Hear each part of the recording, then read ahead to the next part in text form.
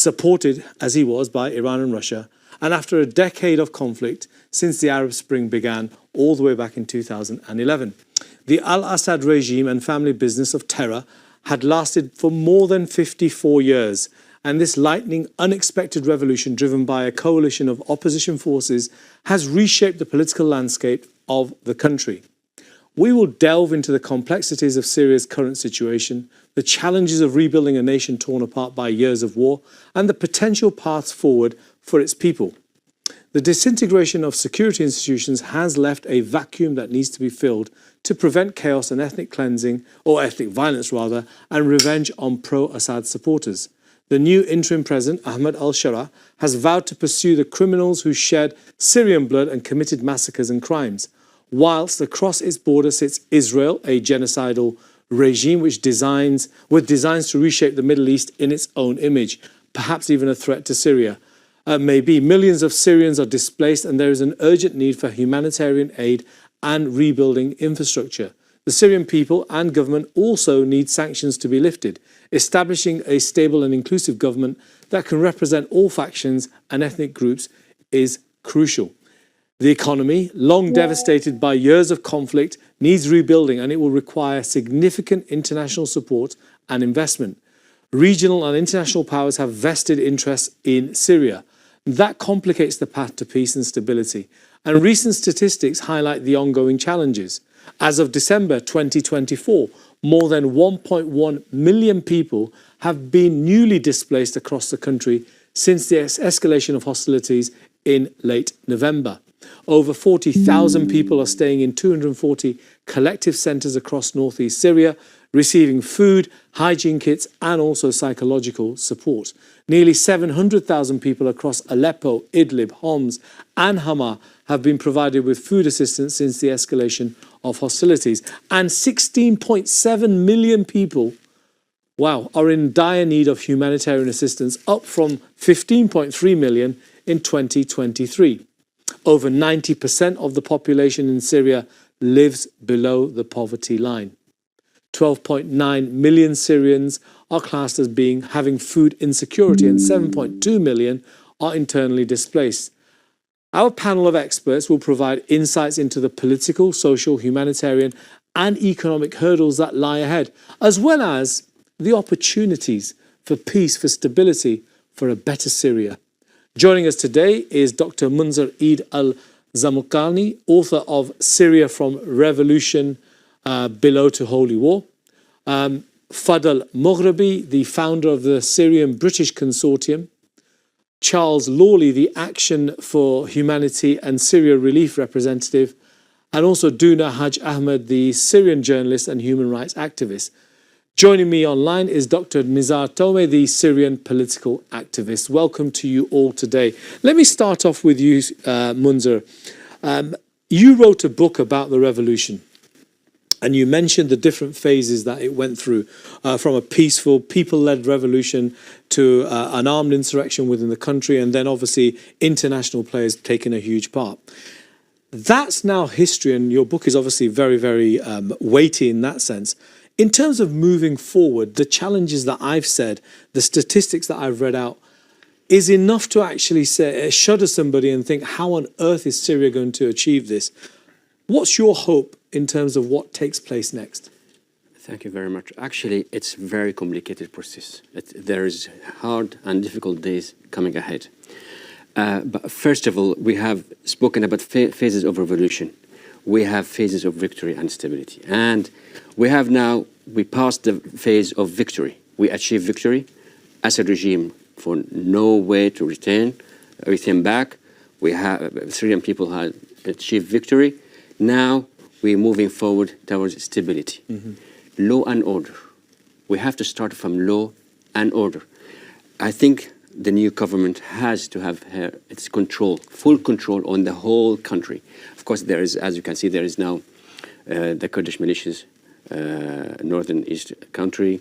There is lots of problems going in some parts of the country. So the first things, the government, I'm speaking now politically, because we cannot achieve any economic or any social or any food security without making security is achieved.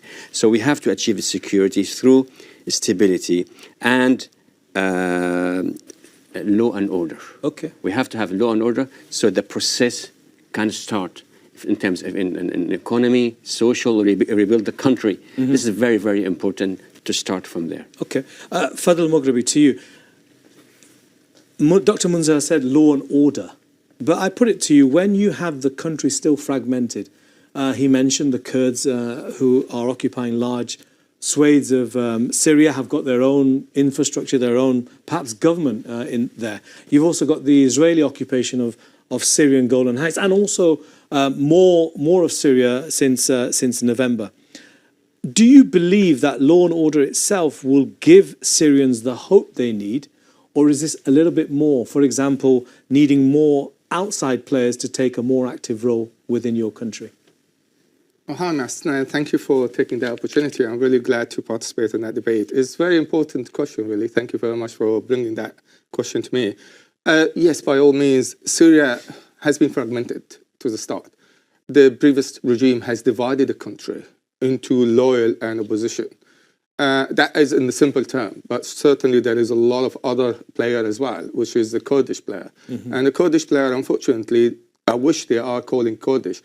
SDF is all driven by the PKK, and the PKK, we all know that they are a terrorist organization, even has been labeled terrorist organization by the UK government, by the USA as well. And I'm very really surprised that the US has been using this terrorist organization to stabilize the eastern part of the country on terms of fighting Daesh.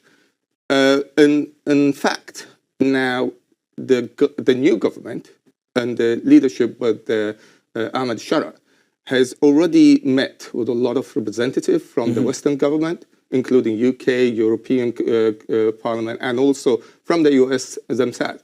And he already has offered them that we are able really to control the security and the stability of the country, providing that you are giving us as well some help, some support, and especially support with the negotiation with the SDF. Because we all know that the SDF are not really, most of them are foreigner fighters, they not belong to Syria anyway, and they don't need to be in Syria. And that's why the Turkish government has been always really careful about SDF collaboration with the Americans. Okay. And the Turkish has been always very sensitive about this issue.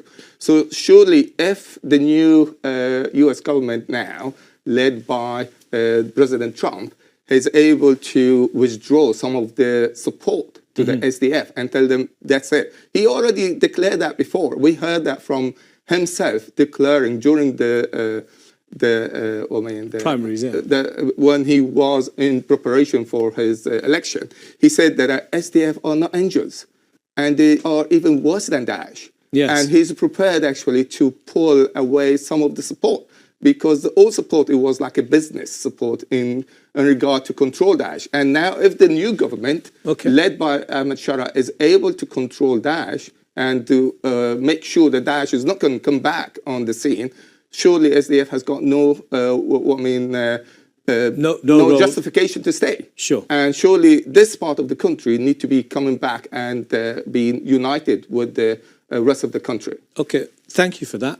So, Charles, you are representing the charity sector, lots of work that you've done in Syria ever since this whole revolution took place in 2011 and beyond. Obviously, I'm sure you'll be continuing your work. Security is obviously a big issue. Both your predecessors have mentioned that. In terms of the charity sector, how important is it that you have security in the country, or is it the fact that Syrians actually need aid more than even security, because their day-to-day living costs, especially with so many trying to return back to their homes, is going to only increase? And we had this discussion, I think, online at some point as well. Are you going to be able to meet the challenge, and is Syria going to be able to meet that challenge? So I think it's a really good question. I will say, of security issue when it comes to aid workers, there's now relatively lot more security in that there's not a regime actively targeting aid workers like there was Yes. pre-December. I think, you know, there's due to how the war has created levels of poverty and levels of humanitarian aid, need for humanitarian aid, there's going to be a huge need, and there needs to be a lot of external support in funding this. Over the past 13 years, Syria's humanitarian response plan, as designated by the UN, has always not been, the funding targets have never been met. And now, to support in rebuilding Syria and to support for a secure and stable Syria, it's more important than ever to do that. And the easiest thing for governments, not just Western governments, but all governments to do is lift sanctions. Not just easing sanctions, lifting sanctions. A lot of governments are cutting back aid budgets. Lifting sanctions is free, so they can support and it won't cost them a penny. Yeah. And it is, again, it's important to differentiate between easing and lifting sanctions, because there's always been exemptions to humanitarian sanctions, but it's made a little difference. You know, financial services will see, oh, you're working in Syria, we're not going to touch it. There's sanctions, even though there's humanitarian exemptions. Investors are going to be put off because, oh, we don't want to talk to this government because there's sanctions in place. It would be a huge first step for the international community to support Syria in the rebuilding effort and meeting those humanitarian needs, to first lifting sanctions and then secondly, for the first time in a long time, meeting the funding needed to support the recovery process. Okay, so we've got security, we've got sanctions, relief. Duna, you're a Syrian journalist and also a human rights activist. What do you believe is the priority for this new Syria that's emerging? Ahmed al-Shara has been receiving international, international leaders, for example, the leader of Qatar. He's been to Saudi Arabia. His first overseas visit was to meet Mohammed bin Salman. And then he went to Turkey and he met President Erdogan. And there's talk about him meeting President Macron of France. Is that the way to go about getting diplomacy, which I believe it's probably about the sanctions point? Is that the priority? And the idea is that, although, first of all, thank you so much for having me. The idea, although those visits are very important, but they are still just diplomatic visits. Sure. They are nothing other than diplomatic visits. We haven't seen anything changed on the ground. We haven't seen any sanctions being like the sanctions are still in place. Nobody is talking about the sanctions. I see the priority for now is the security of people.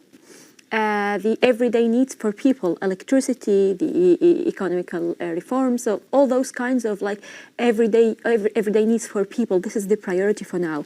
Of course, the transitional justice is very important, but I don't see this is happening now. It requires it's undoubtedly important, and of course it will prevent Syria from going into the cycle of civil war and for the future and like a cycle of violence. But at the same time, it's not the priority now because it requires lots of logistical details and needs and legal needs that's not here for now. So the priority now is the needs of people.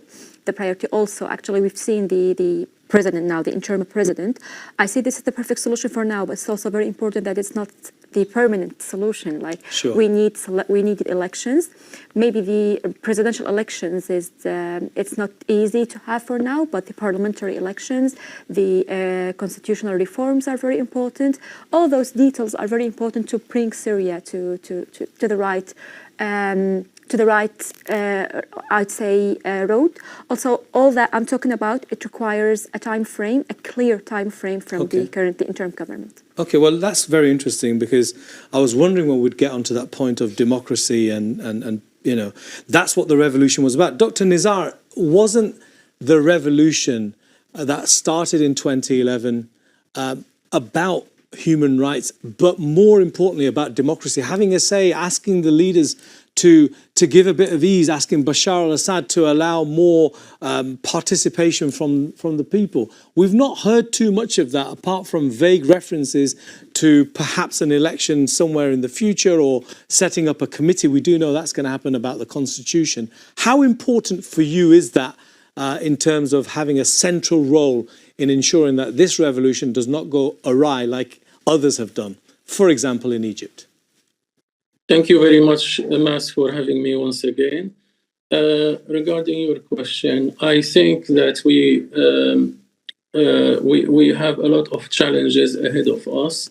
So I don't think this is a worry about democracy. The main worry now is that we cannot do proper election. Half of the population have been either internally misdisplaced or they are outside refugees in different countries, including Turkey, Jordan, Lebanon, and Europe mainly. So in order to do a proper and correct election, you need to do a proper census, basically, to count the population. And in our case, half of the population is outside or internally misdisplaced. So this can't be actually done straightforward. We do really need time to make it properly. I think it's very much logic that Ahmed Shara and his administration will need probably between 3 to 4 years to make a proper election in order to make the correct one. I don't think the constitution is priority now. The constitution has never been our problem. Our problem was the injustice, the misuse of the constitution, basically by the old regime of Assad and who ran away. So the injustice, the democracy. So I think the administration of Ahmed Shara has achieved already, has progressed very well and has achieved many goals. So if I tell you a few numbers, for example, on the 8th of December 24, the $1 was 17,500 Syrian lira. On a month later, on 8th of January 25, $1 was 11,600. That's about 40% less. Yes. So the lira has improved by about 40%. Nowadays, $1 is equal to 9,500 lira. So there is constant improvement. It's almost actually dropped by half, $1. It means the lira has improved by almost 50%. Yeah. This is significant improvement in only 2 months, or even just few days, less than 2 months. Also diplomatically, we can see that already Ahmed Shara has visited Saudi Arabia and Turkey. We have received a visit from the Emir of Qatar, Sheikh Tamim bin Hamad. Already Asad al-Shaybani has attended Davos. Damascus has been the first, the station of visit from many foreign ministers, including Germany, France, Spain, Italy, many European countries, in addition to Arabic countries. Okay. So I think they have really achieved. I know we have actually huge challenges lies ahead of us, but I am very much optimistic because we are on the right pathway. Okay. I know they mentioned security and the human needs of our people, our population. These are number one. Also, in the uniting the country and the liberation of the northeast of Syria is also one of the most important priority. Okay, I'll stop you there. Thank you, Dr. Nizar. Dr. Munzer, lots of talk about all the different challenges that Syria face and what the priorities should be. I think most of them people would support and say absolutely correct. But is Syria actually going to be a different entity to what it was for so many years since its independence in 1946? And do you believe that there's enough of a unity amongst Syrians? And by that I mean also the minorities, the Shia, the Alawites, and others. Obviously, Alawites played a key role in the previous regime, and the need for the Sunni majority to get justice, for example, for the atrocities that were committed for so many years. Absolutely. I think we have a problem here underestimating the achievement. It's not just changing the regime, what happened in Syria. Syria went into a social revolution, not just political revolution. There's a social revolution. There is going to be a lots of things to be changed in the country. The social, from the minorities who was taking control, minorities was allying the Assad. Now they will be marginalized, like particularly. But maybe for the time being, in the future, of course, they will be like one country. People can impose. I mean, sorry to interject, but are you almost saying that the next phase of Syria has to be a secular regime based on a Western model, or are you trying to create a new model which is, has the best of all? I don't know. Don't put word in my mouth. I didn't say any secular. I don't believe in secularism myself. Okay. I don't even believe in the democracy of the West. Sure. I never been a promoter of Western democracy because I've been here in the West more than 30 years and I know what the problem of democracy, and I don't want this democracy to be applied in our countries. So no, I'm not saying that. I'm saying we are going into a social revolution. Yes. Everything will be changed. So the social pace, the contract between people, they will change. Okay. So as you said, the Alawites was, of course, Bashar al-Assad was relying on the Alawites to influence his power, and then a lot of massacres happen. A lot of criminals has to be brought to justice. This will affect all these minorities. Am I right or not? So now we've got, for instance, the Druze. Till now, they don't want to give allegiance to the new government. No. So there's a problem. So how come, as I said, from my first step, law and order, everyone has to submit. To the government in Damascus. Okay. Now, go. No, sorry, because we're coming to the end of the first segment. I just want to get Fadl in. Fadl, you mentioned Turkey, and Turkey had for many, many centuries the millet system, because Turkey was actually ruled Syria for many centuries itself, and the millet system used to provide rights and needs for different localities, different populations in different areas of the empire. I've read, and people are saying increasingly, that perhaps that's the model that Syria needs to be based on, or something like that. What do you think? I mean, is that something you've got a view on?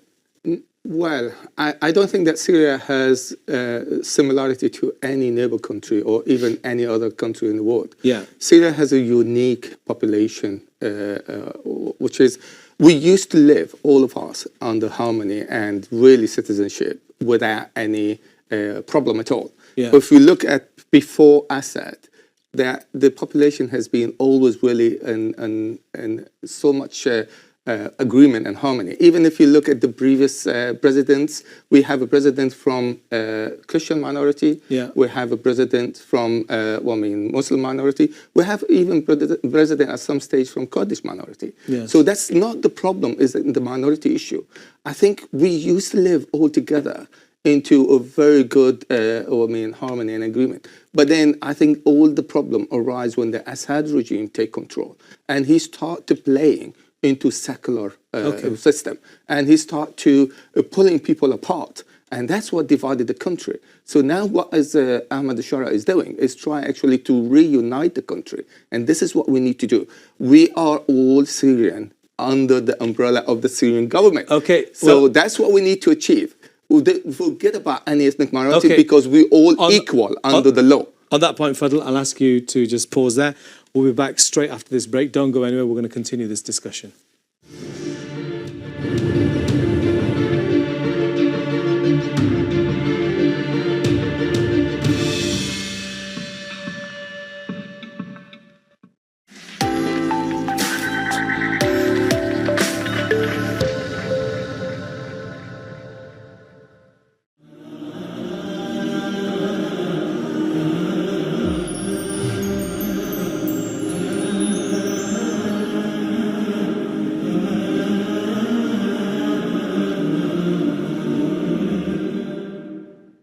In these blessed months, even the smallest act of kindness can bring endless blessings.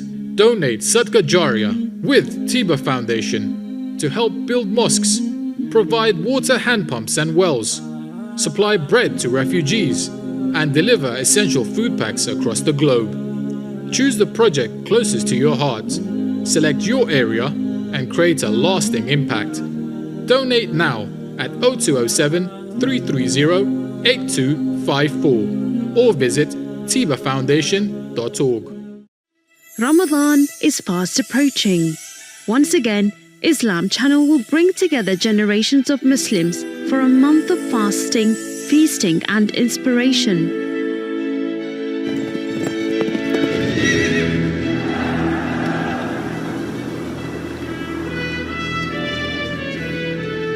Assalamu alaikum and welcome to the Big Ramadan Show. Welcome to Come Iftar with me. Islam Channel viewers, Muslim hand donors in the UK and around the world have raised in this television appeal alone with over £2 million. £1 million से ज़्यादा रकम आ चुकी है. Over £1 million. Takbir! Allahu Akbar! Allahu Akbar! Allahu Akbar!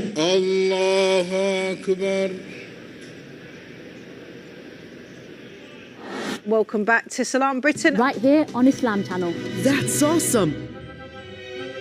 Shall we begin?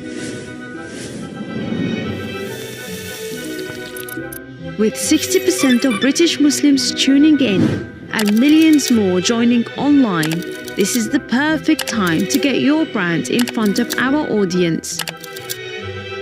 Don't miss out. Contact us today and be part of our Ramadan journey. Islam Channel, your trusted partner to reach a Muslim audience in the UK and beyond this Ramadan.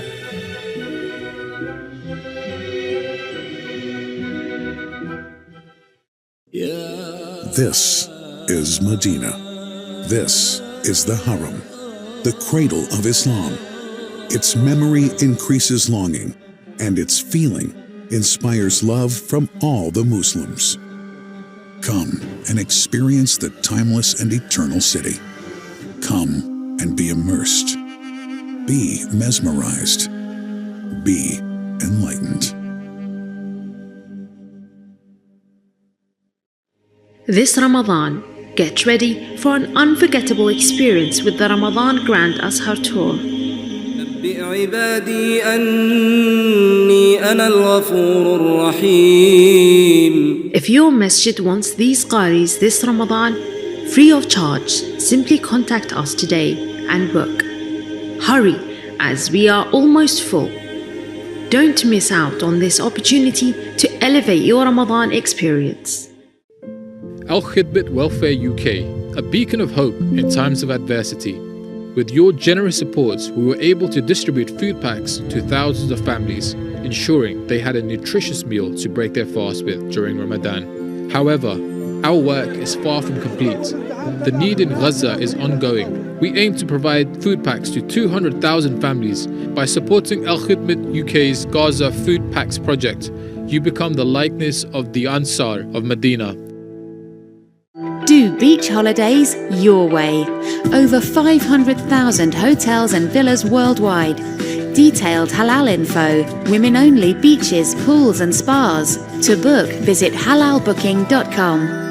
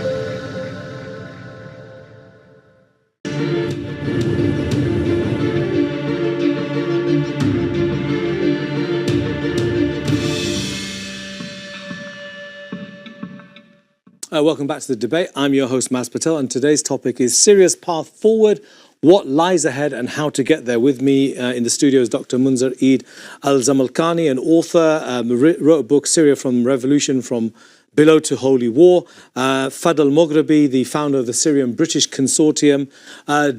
We've got Charles Lawley, the Action for Humanitarian Syria Relief Charity humanitarian worker. Duna Haj Ahmed, a Syrian journalist and human rights activist. And online we've got Dr. Nizar Tobe, a Syrian political activist. Duna, we just heard before the break a discussion about the various systems. Do you believe that Syria needs a system, because you're a human rights activist, needs a system modeled on perhaps the West, or is it something that they need to look at more locally? What's going to work? Because what system do you believe is going to guarantee the rights of Syrians from all backgrounds, of all creeds, and of all nationalities, I suppose? Okay, thank you so much for raising the question. Dr. Munzer previously said something very interesting. He said that our problem was not the constitution, it's about the application of the constitution. So the same here, it's not about the system, it's about the application of the system.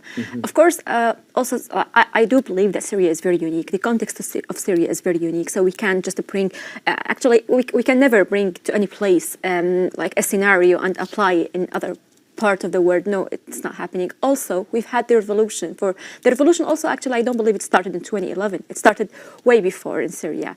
Everything in Syria was leading to the revolution. We have done all that, so we need to hear from the people. So we need to hear what people in Syria want, what people in Syria want to see happening in Syria, which kind of constitution, which kind of system. We need to hear from the people, and that's why we are urging now for like a constitutional reform. We want the parliamentary elections. Those are the steps which will lead to the presidential elections and which will lead to the stability of Syria right now. Okay, Dr. Nizar. When we spoke previously, when the revolution was taking place in December, I asked you whether an election to elect Ahmed al-Sharaa, whoever it is the most important priority, and you said no, and you've repeated the point today saying that's not the important thing. But I press you on the system. What system is going to work for Syria? You must have thought of this. You've had 14 years as Syrians to think about, well, actually, this is what's going to work. And it's either going to be based on secular values, and I bring that back into the discussion, or it's going to be based on perhaps Islamic values. What is the priority in terms of where the value system comes from for you? Obviously, many debates and discussions have happened in the last 14 years among us as revolutionists. I think most people, most revolutionists have agreed that what we wanted is a democratic country. This is what we wanted. Obviously, the election will not happen now, but this is what we are hoping for. You said so. Basically, I think this is if we work. Secular will not work with us because there is no point of replacing secular regime, which was Assad, was actually a bright example of secular regime with another secular regime. But Dr. Nizar, can I interject and ask you then, can democracy and a non-secular regime or non-secular constitution, for example, based on Islam, can both of them work? Where are you going to take the example from? Is it Turkey, for example, in the north? Is that your example? No, actually, Turkey is not our example. Okay. Our example actually is, for example, one is the UK is non-secular and it is democratic. The US is non-secular and it is democratic. Many other European countries, not France. France actually is secular. We don't want secular. We want because our religion is Islam. Most people, 85% of our population is Muslim. So we do want Islam to play part of our daily life. We do want Islam to play part of our constitution. Okay. Islam is very important to our values. We take basically all our values, it comes from Islam. Okay, Dr. Nizar, I'll ask you to just pause your thought there. I'll come straight back to you. Dr. Munzer, you took umbrage with me when I mentioned the word secularism. Yes. You've just heard Dr. Nizar talking about Islam being a central pillar of what takes place next. And obviously Syrians in the main follow the Islamic faith. But the West does not want any form of Islamic or orientated government that goes, which is based on the principles, perhaps, yes, that's acceptable, but to actually follow, for example, the Sharia, that's where they have a real problem. What are you going to do about that? I'm not sure why the West having problems with having a Sharia law. So in Syria or any Islamic, we are Muslims, we want Sharia law to rule us. So what the problem? do hear people interfere what the people in the UK want to be ruled under. So no one. So why this interfering? But Dr. Munzer, when Sharia law comes up in the context of this country and the discussion that takes place, or in the West, it's about the application of, for example, capital punishment. It's about the rights of women. It's about the rights of minorities, for example, having to, in their eyes, pay a jizya, for example. Are you going to have an updated model? What's the... I tell you something. Here, this is not an Islamic country. We speak about Muslim country. Like the vast majority of Syrians are Muslim countries. So, yes. So there is no comparison between the UK and Syria or any Islamic country in the region. So as Dr. Nizar is saying, we've got our values. So we don't want anyone to lecture us to what we have to be ruled under. So we've got our values. Islam is comprehensive and can be, I'm sure, gradually with the implication of the rules of Sharia law. I'm not scared to. I am a doctor. I've taken from a good university in the UK, and I'm telling you, I love to have the Sharia law in my country. Okay, that's interesting. I'm not shy of that. Okay. Because I feel secure. This is our religion. This is our values. But I never ask to have Sharia law in the UK. Because I respect the UK, I respect the people of the UK. But this is my country. I want to go back to my country. I want to see Sharia law in place. Okay, Fadl, the West has an anathema to Sharia. Do you believe people like Macron and Starmer in this country, or Trump in America, is going to lift sanctions against Syria if it's going to pursue a future where Syrians will be ruled by a form of Sharia law? Do you believe that's a realistic possibility? Because many would say, actually, that's not what they'll be supporting, and certainly not what those who are in power, parliamentarians, whoever it is, opinion formers, will be definitely saying that this is not what we are going to be able to support. Well, let me just be clear about this. We haven't actually even introduced Sharia law in the meantime. But what is being proposed, sure, that we are going to reform our institution to be compatible with our ethnic minorities, with the population. But Fadl, Duma said earlier that the problem wasn't the constitution, it was the application. The application of the constitution. So are you saying you've got something there that you can... But then the new government now is looking forward really to apply the law and to apply the constitution. Okay. So when we stick to the law, when everybody is under the umbrella of the law, has to behave and has to be, living as a full right of citizenship, and he is even open up to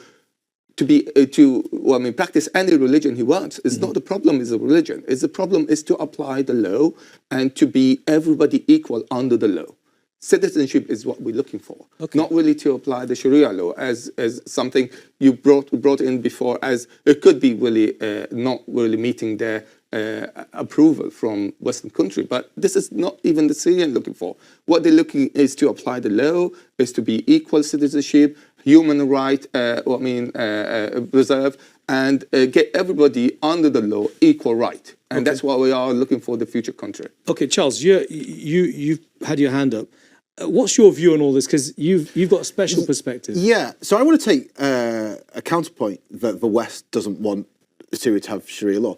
I think that's a point, but I think also, we're living in an age, and it's very different to what it was 14 years ago, and that actually what the West is becoming so insular and so myopic that I don't think they could care less what the system is, as long as they're not getting refugees, as long as, Trump says, not our problem anymore. I think you can have any system you want. Fair point, yeah. And I also think, prior to December, vast swathes of Europe were getting ready to normalise ties with an Assad regime, which the world knew were committing mass-scale, systematic torture, murder, human rights abuses. So I think that the West probably just... they might not be overly happy about it, but as long as it's not their problem anymore, I don't think they care that much. Duna, let's move the debate on. A lot of regional leaders have come to, are meeting Ahmed al-Shara. If Syria becomes a success, do you think it will be a threat to the other governments around and the models that they follow? For example, the Gulf monarchies or Saudi Arabia, or perhaps Jordan and others. Has Syria got the ability to be a destabilizing influence because it's going to be successful in your, for example, with what Syrians achieve in the next 5 to 10 years? We want to be a success, and we will be a success, and we are not looking to be a threat to anybody. Okay. Actually, we are not looking for wars. We are not looking for any conflicts with anybody. We are trying to rebuild our country. We are trying to rebuild our system, our economic and everything. So we are not looking. And actually, yes, Syria has lots of potentials. You've seen that we've been migrants and refugees all around the world for 14 years, and you see what Syrians did all around the world. Actually, all of us. So yes, all Syrians, they have potentials inside Syria and outside Syria. I've been hearing stories from my friends who've been to Syria after the liberation, and they're telling me what they see in Syria. And I'm very proud as Syrians. So yeah, we got the potentials. Of course, we can be a threat, but we don't want to be a threat. We just want to rebuild our country and to focus on our country. Okay. Who wants to see us as a threat? And that's why they want to actually prepare for like the unsuccessful of this government, or this is their mentality. This is what they want to do. This is what they want to see. This is what they are preparing for other countries. But I don't think this is our intentions. Can I just add a very important point, please, regarding the previous discussion? We've been discussing about secular or Sharia law or whatever. You mentioned France secular government, and this is the worst secular government we are looking for. So is it about the secular or Sharia law, or it's about the application of it? It's about having a constitution where we all, as citizens, under this constitution, under this law, protected, our rights are protected. I'm Muslim Sunni from the majority. I hate to say majority, and I just consider it components of the Syrian community. Yeah. As a Syrian Sunni, which is supposed to be from the majority, I've been discriminated in my whole country. So the Sunni, who were the majority, we were not free to practice our prayers, or in the military system. When I heard stories from my father, my brothers, and my friends who went to do the military service, they go to prisons because they are caught praying. So we've been discriminated as Sunni, as majority in our own country. Okay, I was going to bring you back in, Dr. Nizar, but I saw a hand up by Dr. Munzer. Do you want to make a point? It's very important what you mentioned about the regional states. No dictatorship would see successful revolution as something happy for them. So all of them, they will feel now, even they try to be friend with Syria, all of them, they don't want our to be successful, because no one on earth would a dictatorship would welcome revolution from below. Yes. This is like it, because this is something against their identity. Mm-hmm. So now they look at Syria as a threat. They don't want it. Now Ahmad Sharaf, for instance, he came through a revolution. He is a stranger among the whole region, take the Arab region, and I'm afraid it's back to their values of the West. Look, they said, America, that we promote democracy in the Middle East. We promote Britain. We always say we promote democracy, human rights. Where are the human rights when our women were in prison, and they know that? Where about democracy? Where their friends are dictators. Mm-hmm. All these dictators in the region are the friends of the West, are supported by the West. So where are the values? So this is hypocrisy. I'm afraid to say. This is not democracy. It's hypocrisy, not democracy. Yeah, Duna, I'll bring you in. I just need to. I just conclude in one sentence. Please. The threat is that we are giving hope to their people. Yes. So we are a revolution, and we are a success. So we are giving hope to their people. So this is the threat. They don't want us to be a successful example, because in this example we are giving hope to their people that we can succeed. Okay, Dr. Nizar, my question to you was going to be, and it still is, that just to develop this idea about Syria being a threat to the rest of the region if it becomes successful. We had Libya, where there was a revolution. Lots of Libyans I spoke to at the time were as hopeful as all the Syrians that I'm talking to now. Egypt, I mean, what a huge country, the cradle of Arab civilization, as many would call it, certainly in terms of culture. But again, that revolution failed. What makes you certain that Syria is not going to be making those same mistakes that were made by the Libyans, by the Egyptians, and also latterly, where it all started, the Tunisians? What makes us certain? We have actually many reasons to be confident that these things happen in Egypt and Libya and etc. will not happen with us. Number one, we have actually a huge, very strong country behind us, and this, which is Turkey, is the second force in the NATO. So They want this successful. They don't want it to fail. So any threat to our revolution, it will be protected by Turkey. Number two, we have actually our people in the street every Friday. You see them. Everyone tells them the revolution is over. They say, no, we want to celebrate. Actually, they don't want to celebrate. What they want is to show people, to show any foreign forces like Iran, like Shia in general, Hezbollah, that we are here. We will protect the revolution with our bodies. Number three, we have a strong army. Now it's about 100,000, and if needed be, can be 200,000, 300,000 within a very short period. So basically, all these reasons will assure us that our revolution will not be the same, will not fail the same as Egypt, as Libya, or as others. So basically, also, I repeat what colleagues said, that we don't want to pose threats to any other countries. However, if these countries are corrupted like Egypt, of course they will feel they will feel threats, because if you're corrupted, you will not like to see next to you at next door somebody who is working right, who is democratic, who is not corrupted, who is building their country. Yeah, because the comparison will not be at your best, for your best. Just one final thing. Please, quickly. You mentioned very quickly. You mentioned the capital punishment. Possibly in the Sharia law, the capital punishment is actually practiced in about half of the U.S. Half of the states are still practicing capital punishment. Nobody talks about the United States. Yeah. But when it comes to Sharia law, this is the hypocrisy, Dr. Munzer. Thank you, Nizar. Dr. Nizar, a point well made. Dr. Munzer, we're coming towards the end of the program. In terms of where Syria is going to be, say, in 5 years' time or even 10 years' time, what's your ideal? Where do you say, right, in 10 years' time, if we have this debate again, where are you going to say, if we are here, we are successful? It can be a beacon for the Middle East. Okay. No doubt about it. The whole Middle East will change because the changes happen in Syria.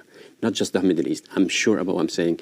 If things went well, if the Western influence undermined, let me be clear. We need to lift the sanction, not more than that. We don't need aid. We don't need anything. Maybe for the time being, yes, but in the future, we can build our country. Okay. We've got a lot of resources. Just lift the sanctions, and I'm sure Syria will be a beacon for the whole region. Thank you. Same question to you, Fadl. Syria to be a beacon for the whole region, is that what you are looking for? Absolutely. Absolutely. Yes, it will be. And I can tell you, the Syrian has suffered a lot on the last 14 years, and they have paid the heaviest price ever. And they have got the determination, they've got the awareness, they've got the intellectual, they've got all the abilities. There is plenty of potentials for this population to rebuild themselves. And they will be able to rebuild themselves with the help of our Arab countries, with the help possible, with the less interference from the Western countries. I believe Syria will rise again and will rise ahead as the better, maybe the best country on the Middle East. Well, that's the hope for everybody. Charles, I'm going to come to you right at the end. Duna, what's your hope? Tell me. Yeah, actually, I do agree with the gentleman. If just Syria left, like if they leave us without any conspiracy, if they leave us alone, and if they leave us to build our country by ourselves, I have no doubts that we'll see Syria like the beacon of the Middle East. And like, yeah, of course, we have lots of potentials. You see yourself what Syrians have done to the world all that time. Dr. Nizar, tell me, 10 years' time, what's going to be your mark of success? I think already Syrians have proved themselves to be very successful all around the world. More than 6,000 doctors in Germany, and if they withdraw, the German health system may collapse. Already we have proved ourselves in businesses all around the world, in Turkey, etc. Most people, the discrimination against Syrians, it was mainly because of jealousy, because of their success. Yeah. So I am very much optimistic that in 10 years, we will achieve a lot of goals. Syria will be very much stabilized. Syria will be very much successful. already we are achieving it will be it will be rebuilt Thank you, completely. Dr. Nizar. I'll have to stop you there. I need to get Charles in, but thank you for that. Charles, you're an aid worker, humanitarian. You've been working, providing aid to Syrians for many, many years. What's going to be the mark of your success? So, I mean, I've worked on what we call in the NGO sector, the Syrian crisis for 10 years and made hundreds of Syrian friends like doing it here. And, I'm really confident it's going to be a really positive transformation because the Syrian people are at the same time optimistic, hopeful, but at the same time not complacent. And I think would it be, sorry to interject, that you guys don't have to do any work in Syria because Syrians are looking after themselves? Like, I would love to close down and never do again. And I think we will get to it. And it just, we're at that first stage now where you won't need the NGOs soon. Folks, I'm afraid that's all we've got time for. Listen, everybody hopes the best for Syria. They've endured so much over the last 15 years, perhaps even longer, 50 years, ever since their independence, when they freed themselves from the shackles of imperialism. That's my prayer and that's my hope, and let's see what happens. I'm sure we'll try and be here in 10 years' time to have that discussion again. Thank you very much.